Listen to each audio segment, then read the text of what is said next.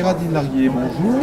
Vous êtes enseignante de littérature et là on va parler de classe inversée et de FLE. Alors, donc quel est l'objet en fait de l'atelier de cet après-midi que tu vas animer? Alors j'enseigne en classe inversée en cours de FLE depuis plusieurs années. J'ai repris ma casquette initiale de prof de littérature et je me suis dit pourquoi ne pas appliquer les méthodes de classe inversée à la littérature. Et face à la bonne réaction des étudiants, je me suis dit je vais partager mes expériences. Donc ce que je vais essayer de montrer cet après-midi, c'est d'abord comment on peut faciliter l'entrée en lecture des textes en utilisant des capsules pour éviter justement ce dont on parlait ce matin, cette anxiété face aux longs textes. Et d'autre part, je vais montrer des exemples de classes inversées, d'inversion de séquences pédagogiques.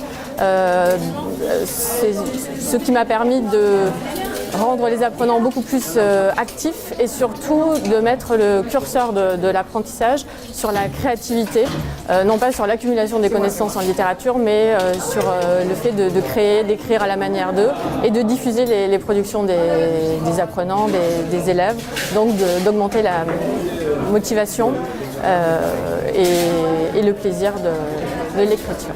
Alors, les capsules sont stockées sur un espace privé, privatif, type espace de travail, ou sur un blog, ça se passe comment?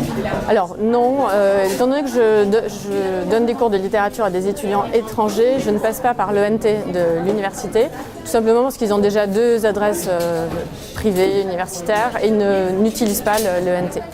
Donc partant de ce constat, j'envoie au fur et à mesure les capsules, mes capsules qui sont toutes répertoriées sur mon site, sur ma page Vimeo.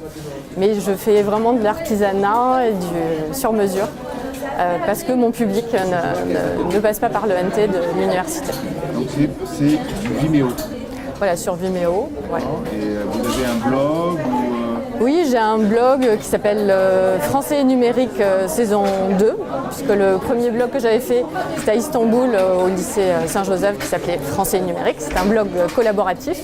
Donc là, depuis que je suis à l'université de Pau, j'ai continué en faisant Français et numérique saison 2 et l'adresse c'est géraldinelarguier.com où donc je partage mes expériences autour du numérique, à la fois en FLE et en littérature. Avant la classe inversée, vous faisiez un peu de numérique?